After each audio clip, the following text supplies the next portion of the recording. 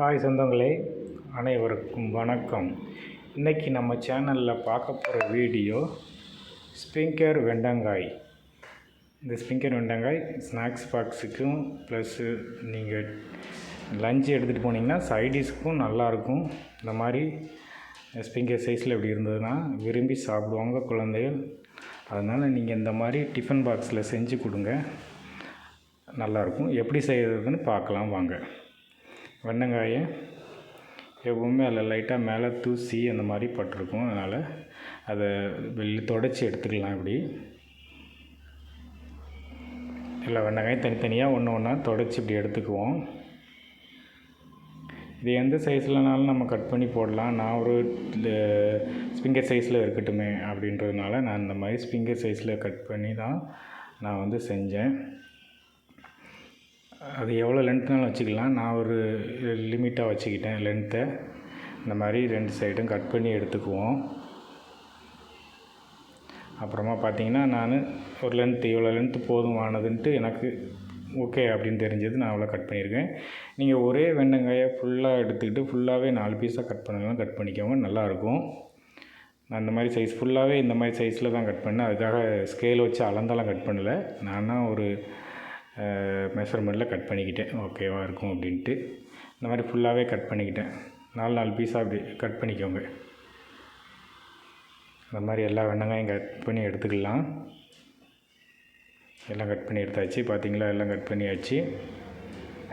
இதை அப்படியே ஒரு பாத்திரத்தில் எல்லாம் அப்படியே மாற்றிக்கலாம். மாற்றிட்டு மசாலா சேர்ப்போம், சரிங்களா?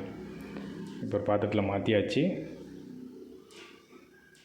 அப்புறம் கார்ன்ஃப்ளவர் மாவுக்கு சேர்க்கலாம்.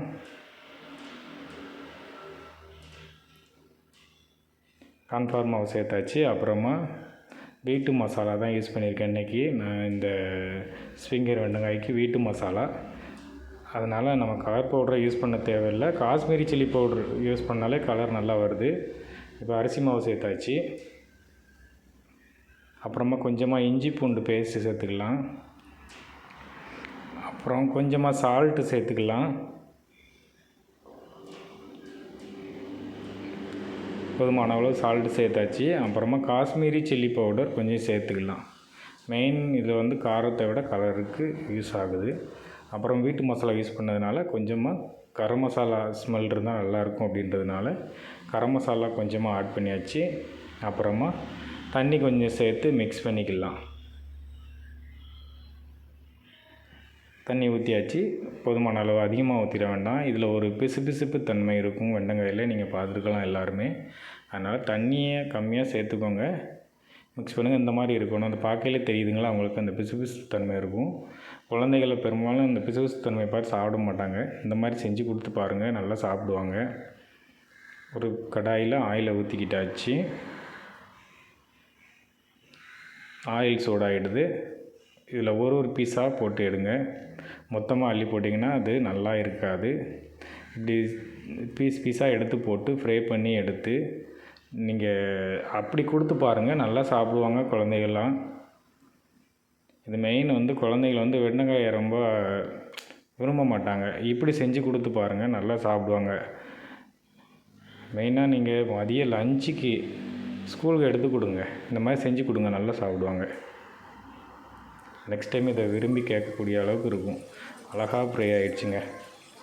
அப்படியே நல்ல சவுண்டு வருதா, நல்ல மொறுன்னு ஃப்ரை ஆகிடுச்சு. இந்த மாதிரி ரொம்ப கருக விட்டுறாதீங்க. இந்த மாதிரி பார்க்கவே அட்ராக்ஷனாக இருக்கும் கலரு. இந்த மாதிரி இருந்தால் சாப்பிட நல்லாயிருக்கும். வெண்டங்காயோட பிசுபிசுப்பு தன்மையும் இருக்காது. நீங்கள் சாப்பிடும்போது நல்லாயிருக்கும். சாப்பிடும்போது மொறுன்னு சவுண்டு வரும். பக்கத்தில் இருக்கிறவங்க அதை கேட்காமலே எடுத்து சாப்பிட்ருவாங்க. அந்த மாதிரி இருக்கும் பாருங்கள். செஞ்சு பார்த்துட்டு கமெண்டில் சொல்லுங்கள் எப்படி இருக்குன்னு, சரிங்களா? ஃப்ரை ஆகிடுச்சு. இப்போ நீங்கள் அந்த சவுண்டு அந்த பிளேட்டில் போடும்போதே கேட்டிருக்கலாம். சவுண்டு கேட்குதுங்களா, எவ்வளோ அழகாக சவுண்டு கேட்குது. ஓகே, என்னோடய வீடியோவை இவ்வளோ நேரம் பார்த்தவங்க எல்லாருக்கும் ரொம்ப நன்றி. அடுத்து ஒரு ஃப்ரை வீடியோவுடன் சந்திக்கும் வரை சுரேஷ் கிச்சன்.